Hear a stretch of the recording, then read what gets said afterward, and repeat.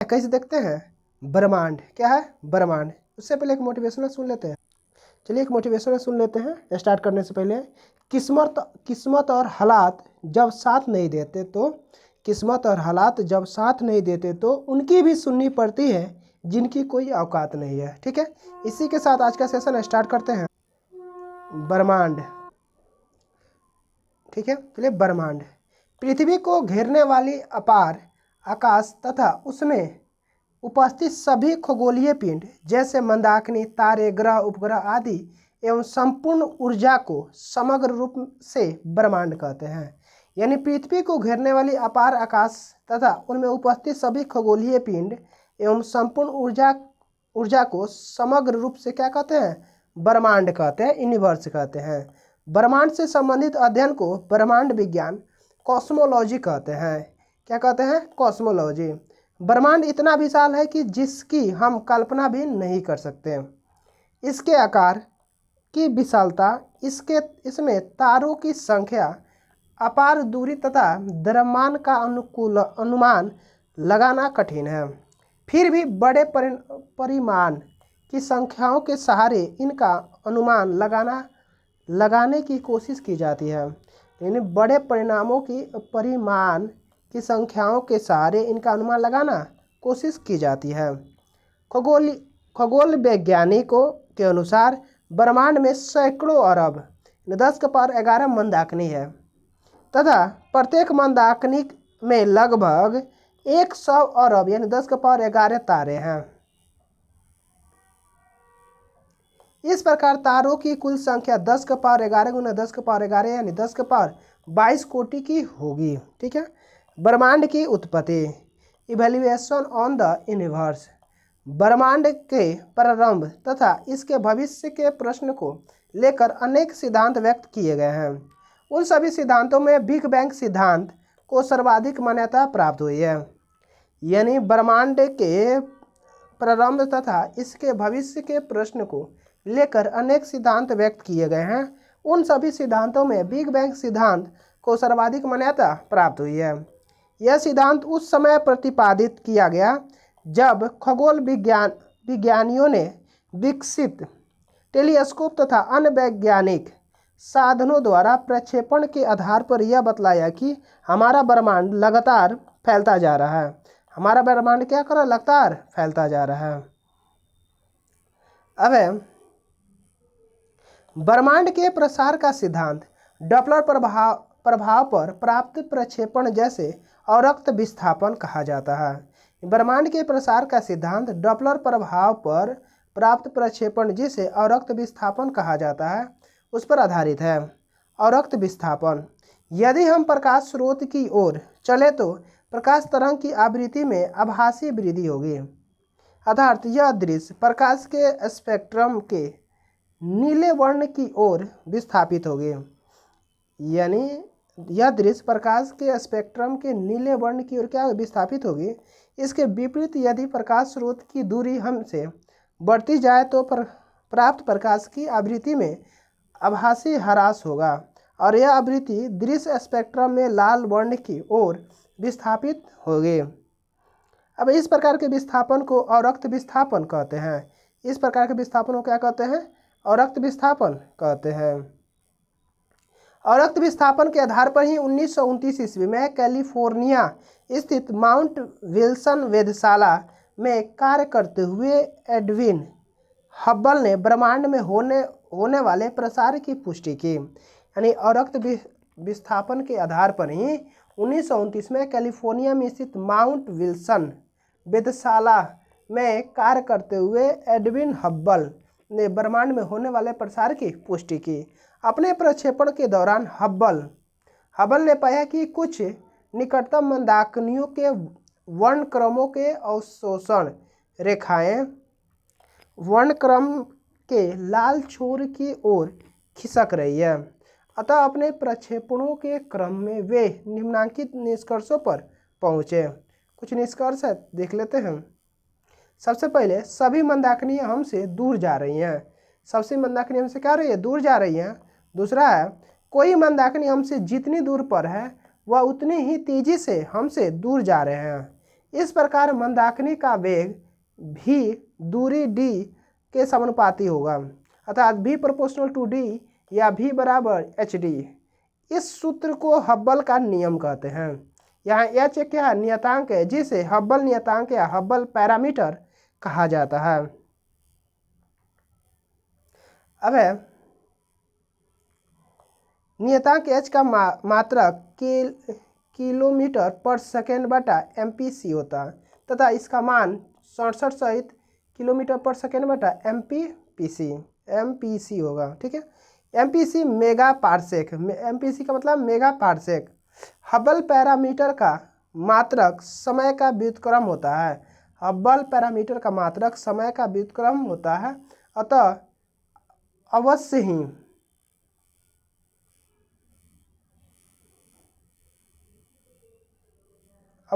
समय का मात्रक होगा। इस प्रकार हम यदि समय को पीछे लेते जाएं तो ब्रह्मांड की आयु का आकलन 15 × 10⁻9 वर्ष आता है। प्राप्त प्रक्षेपण के आधार पर ब्रह्मांड की आयु 10 × 10⁻9 वर्ष से 19 × 10⁻9 वर्ष के बीच होती है।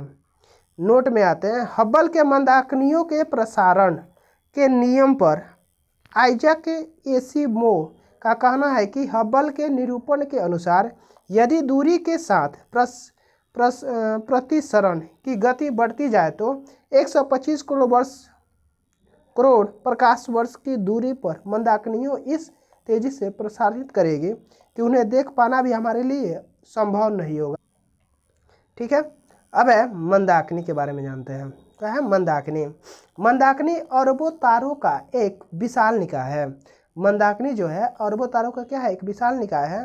तारे मंदाकिनियों के साथ बंधे रहते हैं। तारे जो होते हैं मंदाकिनियों के साथ क्या होते हैं, बंधे रहते हैं। इसके लिए चारों मौलिक बलों गुरुत्वाकर्षण बल, विद्युत चुंबकीय बल, प्रबल या दृढ़ बल और कमजोर बल में गुरुत्वाकर्षण बल जिम्मेदार होता है। ब्रह्मांड में लगभग 100 अरब मंदाकिनियाँ यानी 10⁻11 मंदाकिनियाँ हैं और प्रत्येक मंदाकिनी में औसतन 100 अरब तारे यानी 10⁻11 तारे होते हैं। यानी ब्रह्मांड में तारों की कुल संख्या लगभग 10⁻22 है। प्रत्येक मंदाकिनी में तारों की अतिरिक्त गैसें तथा धूल होते हैं। मंदाकिनी का 98% भाग तारों से तथा शेष 2% गैस धूल से बना है। अब नोट में है, मंदाकिनी की विशालता के कारण इसे प्रायद्वीपीय ब्रह्मांड कहा जाता है। मंदाकिनी की विशालता के कारण इसे क्या प्रायद्वीपीय ब्रह्मांड कहा जाता है। मंदाकिनी का वर्गीकरण क्या है? मंदाकिनी का वर्गीकरण क्लासिफिकेशन ऑफ गैलेक्सी। मंदाकिनी को प्रायः उनके आकृति के आधार पर 3 वर्गों में बांटा गया है। मंदाकिनियों को प्रायः उनके आकृति के आधार पर 3 वर्गों में बांटा गया है। पहला है सर्पिल, दूसरा है दीर्घवृत्तीय और तीसरा है अनियमित। अब तक की ज्ञात मंदाकिनियों में 80% सर्पिल, 17% दीर्घवृत्तीय, 3% अनियमित आकार वाली है। हमारी मंदाकिनी दूध मेखला या आकाशगंगा और इसकी सबसे नज़दीकी मंदाकिनी देवयानी सर्पिल आकार वाली मंदाकिनी है। सर्पिल मंदाकिनियाँ दूसरी मंदाकिनियों से प्रायः काफ़ी बड़ा होता है।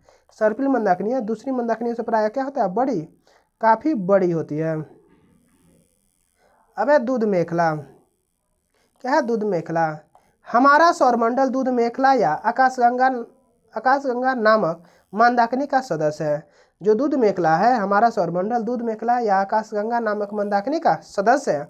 इसका व्यास लगभग 10⁵ प्रकाश वर्ष और यह मंथर गति से चक्कर काट रही है। दूध मेखला मंदाकिनी अपने केंद्र के चारों ओर धीरे धीरे घूमती है। दूध मेखला मंदाकिनी अपने केंद्र के चारों ओर क्या धीरे धीरे घूमती है और तारे इसके केंद्र के चारों ओर धीरे धीरे घूमते हैं सूर्य भी सौरमंडल सहित इसके केंद्र के चारों ओर घूर्णन करता है। इसे एक परिक्रमा पूरी करने में लगभग 250 मिलियन 25 करोड़ वर्ष लगता है। पृथ्वी पर लोग दूध मेखला मंदाकिनी का अभिमुख दृश्य देख पाते हैं क्योंकि पृथ्वी स्वयं इसे मंदाकिनी का हिस्सा है। अब हमारी मंदाकिनी में तारे चक्रिका नुमा संरचना में अंतर्विष्ट होते हैं, जो अंतरिक्ष के अंदर 10 के पावर 5 प्रकाश वर्ष तक फैली होती है। तारों की चक्रिका केंद्र पर काफ़ी मोटी होती है, जो मंदाकिनी के केंद्र पर तारों के अपेक्षाकृत उच्च सांद्रता को दर्शाता है। हमारे सूर्य और उसके ग्रह मंदाकिनी के केंद्रीय भाग से लगभग 3 × 10 के पावर 4 प्रकाश वर्ष की दूरी पर इस चक्रीयनुमा संरचना के एक पार्श्व पर स्थित है। अतः सूर्य दूध मेखला मंदाकिनी के केंद्र से काफ़ी दूर है। सूर्य दूध मेखला मंदाकिनी के केंद्र से क्या है? काफ़ी दूर है। यदि आकाश स्वच्छ है तो दूध मेखला मंदाकिनी अंधेरी रात में उत्तर से दक्षिण आकाश में हल्के सफ़ेद तारों की चौड़ी पट्टी के रूप में प्रतीत होती है, जो करोड़ों टिमटिमाते तारों से मिलकर बनी है।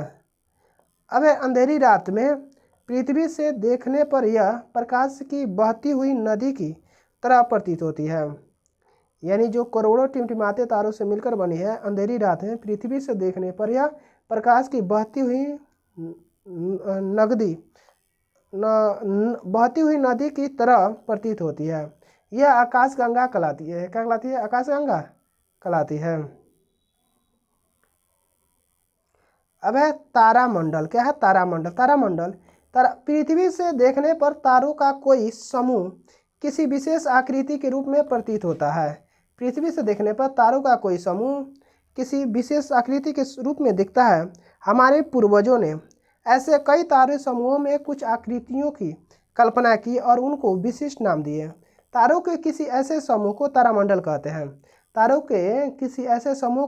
कहते हैं।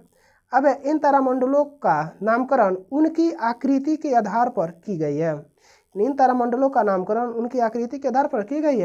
प्रमुख तारामंडल है बृहत सप्तऋषि मंडल, लघु सप्तऋषि, मृग, सिग्नस, हाइड्रा। अब आकाश में कुल 89 तारामंडल है। आकाश में कुल कितने? 89 तारामंडल है। इसमें से सबसे बड़ा तारामंडल सेंट्रोस है, जिसमें 94 तारे हैं। कितने तारे हैं?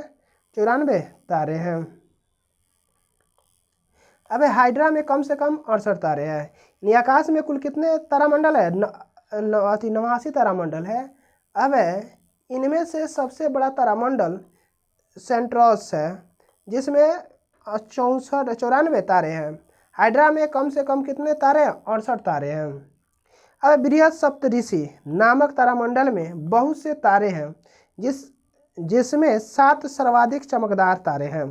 बृहत सप्तऋषि नामक तारामंडल में बहुत से तारे हैं, जिसमें 7 सर्वाधिक चमकदार तारे हैं, जो आसानी से दिखाई देते हैं। इन तारों से बना तारामंडल सामान्यतः बृहत सप्तऋषि या बिग डीपर कहलाता है। यानी इन तारों से बना तारामंडल सामान्यतः बृहत सप्तऋषि या बिग डीपर कहलाता है। लघु सप्तऋषि में भी अधिक चमक वाले 7 प्रमुख तारे हैं। उत्तरी गोलार्ध में बृहत सप्तऋषि एवं लघु सप्तऋषि तारामंडलों को प्रायः बसंत ऋतु में देखा जा सकता है। लघु सप्तऋषि में भी अधिक चमक वाले 7 प्रमुख तारे हैं। उत्तरी गोलार्ध में बृहत सप्तऋषि एवं लघु सप्तऋषि तारामंडलों को प्रायः बसंत ऋतु में देखा जा सकता है। अब है मृग। क्या है? मृग ओरिजिन तारामंडल को शीत ऋतु में देखा जा सकता है। यानी मृग जो तारामंडल को शीत ऋतु में देखा जा सकता है। मृग सर्वाधिक भव्य तारामंडलों में से एक है। इसमें 7 चमकीले तारे हैं। जिनमें से 4 किसी चतुर्भुज की आकृति बनाते प्रतीत होते हैं। जिनमें से 4 किसी चतुर्भुज की आकृति बनाते प्रतीत होते हैं। इन चतुर्भुज के एक कोने पर सबसे विशाल तारों में से एक बीटलगीज नाम का तारा स्थित है। यानी चतुर्भुज के एक कोने पर सबसे विशाल तारों में एक बीटलगीज नाम का एक तारा स्थित है, जबकि दूसरे विपरीत कोने पर रिगले नामक अन्य चमकदार तारा स्थित है। मृग के अन्य 3 प्रमुख तारे तारामंडल के मध्य में एक सरल रेखा में अवस्थित है। ठीक है, यानी मृग के अन्य 3 प्रमुख तारे तारामंडल के मध्य में एक सरल रेखा में अवस्थित है। ठीक है, अब आते हैं तारे के बारे में जानते हैं, तारे के बारे में जानते हैं। तारे ऐसे खगोलीय पिंड है, तारे ऐसे खगोलीय पिंड है जो लगातार प्रकाश से ऊष्मा उत्सर्जित करते हैं। तारे ऐसे खगोलीय पिंड है जो लगातार प्रकाश से ऊष्मा उत्सर्जित करते हैं। अतः सूर्य भी एक तारा है। सूर्य भी क्या एक तारा है। भार के अनुपात में तारों में 70% हाइड्रोजन, 28% हीलियम, 1.5% कार्बन, नाइट्रोजन एवं नियोन तथा 0.5% लौह एवं अन्य भारी तत्व होते हैं। तारों को उनके भौतिक अभिलक्षणों जैसे आकार, रंग, चमक, दीप्त और ताप के अनुसार वर्गीकृत किया जाता है।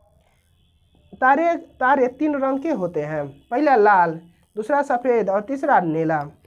तारे का रंग पृष्ठ ताप द्वारा निर्धारित होता है। तारे का रंग पृष्ठ तनाव द्वारा क्या होता है, निर्धारित होता है। तारे जिनका पृष्ठ ताप अपेक्षाकृत निम्न होता है लाल रंग के होते हैं।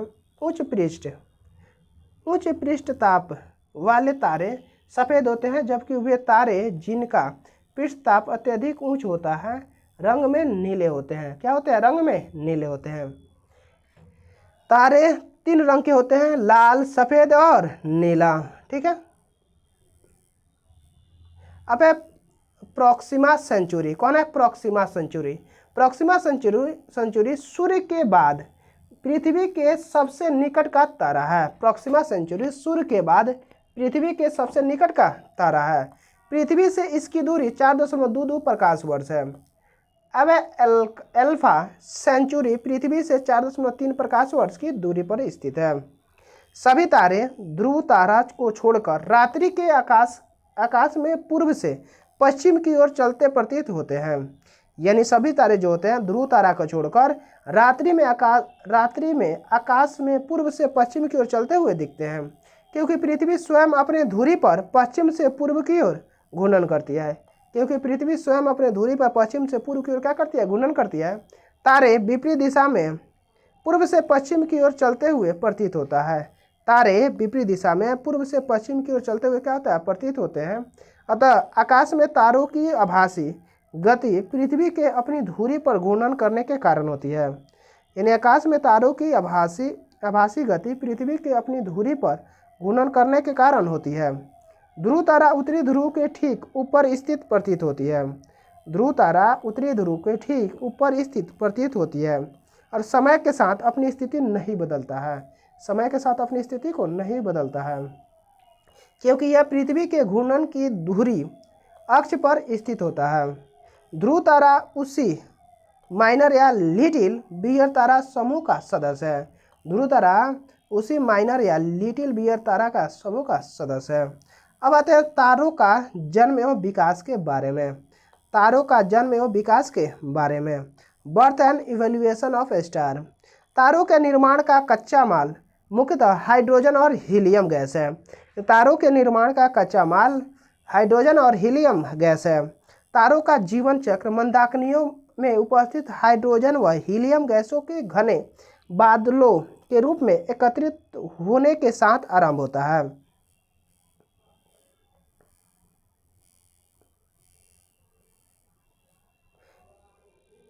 अब है आदि तारों का निर्माण, यानी फॉर्मेशन ऑफ प्रोटो स्टार। यानी तारों का जीवन चक्र आकाशगंगा में हाइड्रोजन तथा हीलियम गैस के संघनन से प्रारंभ होता है। यानी तारों का जीवन चक्र आकाशगंगा में हाइड्रोजन और हीलियम संघनन से प्रारंभ होता है, जो अनंत घने बादलों का रूप धारण कर लेता है। इन बादलों को ऊट बादल कहा जाता है।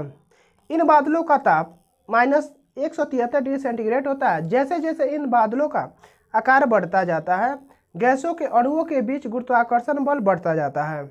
जब बादलों का आकार काफ़ी बड़ा हो जाता है, तब यह स्वयं के गुरुत्वाकर्षण बल के कारण सिकुड़ता चला जाता है। यह सिकुड़ता हुआ घना गैस पिंड आदि तारा कहलाता है। क्या कहलाता है? आदि तारा। आदि तारा प्रकाश उत्सर्जित नहीं करता है। आदि तारा प्रकाश उत्सर्जित नहीं करता है। आदि तारे से तारों का निर्माण, आदि तारों से तारों का निर्माण। आदि तारा अत्यधिक सघन गैसीय द्रव्यमान है। आदि तारा अत्यधिक सघन गैसीय द्रव्यमान है जो विशाल गुरुत्वाकर्षण बल के कारण आगे भी संकुचित होता रहता है। ज्यों ही आदि तारा आगे संकुचित होना आरंभ करता है, गैस के बादल में उपस्थित हाइड्रोजन परमाणु अधिक जल्दी परस्पर टकराते हैं। हाइड्रोजन परमाणु के ये टक्कर आदि तारों के ताप को अधिकाधिक बढ़ा देते हैं। आदि तारों के संकुचन की प्रक्रिया लाखों वर्षों तक चलती रहती है, जिसके दौरान आदि तारों में आंतरिक ताप आरंभ में मात्र -173 डिग्री सेंटीग्रेड से लगभग 10⁻⁷ डिग्री सेंटीग्रेड तक बढ़ता है। इस अत्यधिक उच्च ताप पर हाइड्रोजन के नाभिकीय संलयन अभिक्रिया होने लगती है। इस उच्च ताप पर हाइड्रोजन की नाभिकीय संलयन की अभिक्रिया होने लगती है। इस प्रक्रिया में 4 छोटे हाइड्रोजन नाभिक संलयित होकर बड़े हीलियम नाभिक बनाते हैं और ऊष्मा तथा प्रकाश के रूप में ऊर्जा की विशाल मात्रा उत्पन्न होती है। हाइड्रोजन के संलयन से हीलियम बनने के दौरान उत्पन्न ऊर्जा आदि तारों को चमक प्रदान करता है और वह तारा बन जाता है।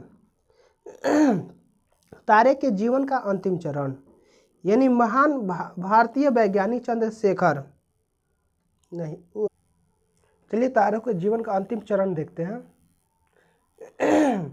तारों के जीवन का अंतिम चरण। अपने जीवन के अंतिम चरण के पहले भाग में तारा लाल रक्त दानव प्रावस्था में प्रवेश करता है। यानी जो तारा होता है अपने जीवन का अंतिम चरण में पहले भाग में तारा लाल रक्त दानव में प्रस्थान में प्रवेश करता है। इसके बाद उसका भविष्य उसके प्रारंभिक द्रव्यमान पर निर्भर करता है। यहाँ 2 स्थितियाँ उत्पन्न होती है। यहाँ कितने स्थितियाँ? 2 स्थितियाँ उत्पन्न होती है। पहला है, यदि तारों का प्रारंभिक द्रव्यमान सूर्य के द्रव्यमान के तुल्य होता है तो रक्त दानव तारा अपने प्रसारित बाह्य आवरण को खो देता है और उसका क्रोड सिकुड़ करके श्वेतवाम तारा बनता है, जो अंततोगत्वा अंतरिक्ष में पदार्थ के संघन पिंड के रूप में नष्ट हो जाता है। अब दूसरा है, यदि तारों का प्रारंभिक द्रव्यमान सूर्य के द्रव्यमान से काफ़ी अधिक होता है तो उसमें बना रक्त दानव तारा के रूप में विस्फोट करता है। यहाँ से यानी रक्त दानव अधिक तारे के रूप में विस्फोट करता है और इस विस्फोटित अधिनव तारे का क्रोड संकुचित होकर न्यूट्रॉन तारा या कृष्ण छिद्र बन जाता है। ठीक है, चलिए ये रेड पॉइंट देख लेते हैं। रेड पॉइंट कह रहा है, महान भारतीय वैज्ञानिक चंद्रशेखर ने उन तारों का विस्तृत अध्ययन किया। महान भारतीय वैज्ञानिक कौन थे? चंद्रशेखर ने उन तारों का विस्तृत अध्ययन किया जो श्वेत वामन तारों में परिवर्तित होकर अपना जीवन समाप्त करते हैं। जो अपना जीवन क्या करते हैं? समाप्त करते हैं। चंद्रशेखर ने निष्कर्ष निकाला कि सूर्य के द्रव्यमान में 1.44 गुना से कम द्रव्यमान वाले तारे श्वेत वामन के तारों के रूप में समाप्त होते हैं और सूर्य के द्रव्यमान में के 1.44 गुना से अधिक द्रव्यमान तारे से अधिक तारों के रूप में विस्फोट करते हैं। जो यानी 1.44 गुना से अधिक द्रव्यमान वाले तारे अधिक तारों के रूप में विस्फोट करते हैं जो न्यूट्रॉन तारे या कृष्ण छिद्र में परिवर्तित होकर अपना जीवन समाप्त करते हैं। सौर द्रव्यमान या सूर्य के द्रव्यमान में 1.44 गुना की अधिकतम सीमा तारों के लिए श्वेत वामन के रूप में अपना जीवन समाप्त करने के लिए उसको चंद्रशेखर सीमा के नाम से जाना जाता है, अर्थात उसको चंद्रशेखर सीमा कहते हैं। इसी सिद्धांत के लिए डॉक्टर सुब्रमण्यम चंद्रशेखर को 1983 ईस्वी में नोबेल पुरस्कार से सम्मानित किया गया है। ठीक है, चलिए अब आगे देखते हैं। यानी विस्फोटित अभिनव तारों का क्रोड संकुचित होकर न्यूट्रॉन तारा अथवा कृष्ण छिद्र बन जाता है। अधिकांश न्यूट्रॉन तारे पल्सर के रूप में देखे जाते हैं। सभी पल्सर न्यूट्रॉन तारे हैं। सभी पल्सर क्या हैं? न्यूट्रॉन तारे हैं। लेकिन सभी न्यूट्रॉन तारे आवश्यक रूप से पल्सर नहीं हैं। पल्सर बहुत तेजी से घूमते हैं और इनका चुंबकीय क्षेत्र बहुत ही मजबूत होता है। यह रेडियो तरंगे और अन्य विकिरणों की किरणें उत्सर्जित करते हैं। हम इनका पता केवल तभी लगा सकते हैं जब किरणें पृथ्वी की ओर इंगित हों। ऐसे और भी पल्सर हो सकते हैं जिन्हें हम देख नहीं सकते हैं। रक्तदानव प्रावस्था रेड जेंट फेज। आरंभ में तारों में मुख्य हाइड्रोजन होती है। समय बीतने के साथ हाइड्रोजन केंद्र से बाहर की ओर हीलियम से परिवर्तित हो जाती है। अब जब तारे के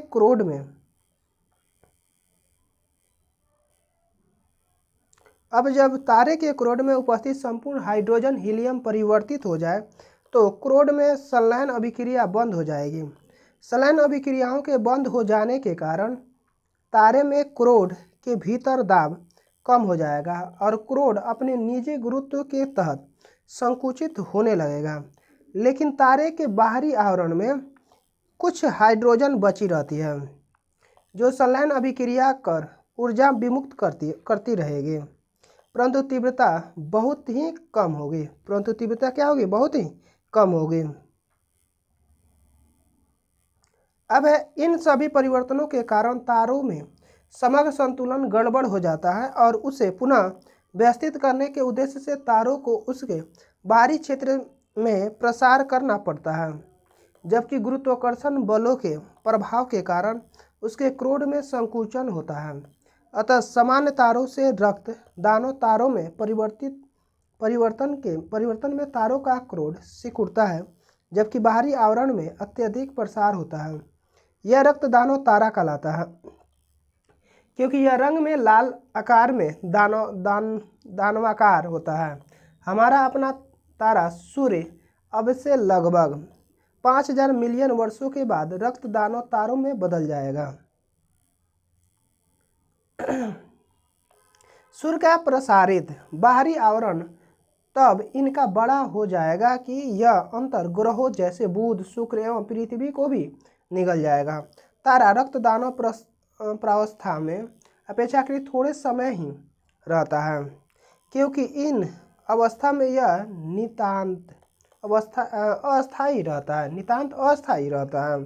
श्वेत वामन तारों का निर्माण। जैसे कि ऊपर बताया गया है कि तारा जब रक्तदानव प्रस्थान में पहुंचता है तो उसका भविष्य उसके द्रव्यमान पर निर्भर करता है। जब रक्तदानव तारा का द्रव्यमान सूर्य के द्रव्यमान की तुल्य होगा तो वह अपना प्रसारित बाह्य आवरण खो देगा, केवल उसका क्रोड बचा रहेगा। यह हीलियम क्रोड गुरुत्वाकर्षण के कारण धीरे धीरे द्रव के अत्यधिक सघन पिंड में संकुचित होगा। हीलियम क्रोड के इस अत्यधिक संकुचन के कारण क्रोड का ताप अत्यधिक बढ़ जाएगा। वह नाभिकीय संलयन अभिक्रियाओं का एक अन्य सेट प्रारंभ हो जाएगा, जिसमें हीलियम भारी तत्वों जैसे कार्बन में परिवर्तित होगा और ऊर्जा की अत्यधिक विशाल मात्रा निर्मुक्त होगी। इस प्रकार के क्रोड के संपूर्ण हीलियम थोड़े ही समय में कार्बन में परिवर्तित हो जाएगी और तब पुनः संलयन अभिक्रिया पूर्णतः रुक जाएगी। अब ज्यों ही तारे के भीतर उत्पन्न हो रही ऊर्जा बंद हो जाएगी, तारे का क्रोड उसके अपने भार के कारण सिकुड़ने लगेगा और वह श्वेत वामन तारा बन जाएगा। वो क्या बन जाएगा? श्वेत वामन तारा बन जाएगा। श्वेत वामन एक मृत तारा है क्योंकि यह संलयन प्रक्रिया द्वारा कोई नवीन ऊर्जा नहीं उत्पन्न करता है। श्वेत वामन एक मृत तारा है क्योंकि यह संलयन प्रक्रिया द्वारा कोई नवीन ऊर्जा नहीं उत्पन्न करता है। श्वेत वामन तारा जब अपनी संचित संपूर्ण ऊर्जा खो देता है तो वह चमकना बंद कर देगा। यानी श्वेत वामन तारा जब अपनी संचित संपूर्ण ऊर्जा खो देता है तो वह चमकना क्या कर देगा, बंद कर देगा। इसके बाद श्वेत वामन तारा कृष्ण वामन हो जाएगा और अंतरिक्ष में पदार्थ के सघन पिंड के रूप में विलीन हो जाएगा। श्वेत वामन तारों का घनत्व लगभग 10,000 kg/m³ होती है। एक धुंधले श्वेत वामन तारे सीरियस नामक चमकीले तारे के निकट देखा गया है।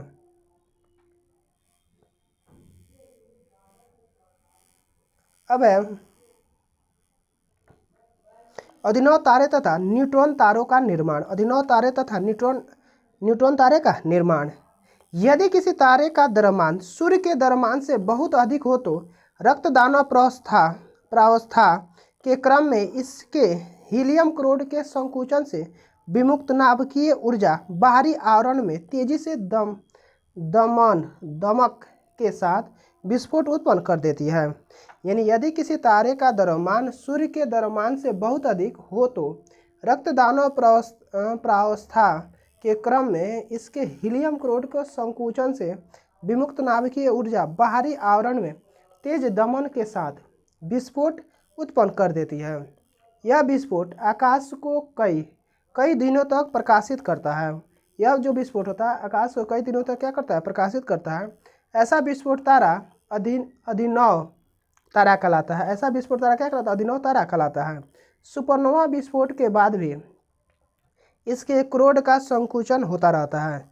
सुपरनोवा विस्फोट के बाद भी इसके क्रोड का क्या होता है, संकुचन होता रहता है और वह न्यूट्रॉन तारा बन जाता है। वह क्या बन जाता है, न्यूट्रॉन तारा बन जाता है।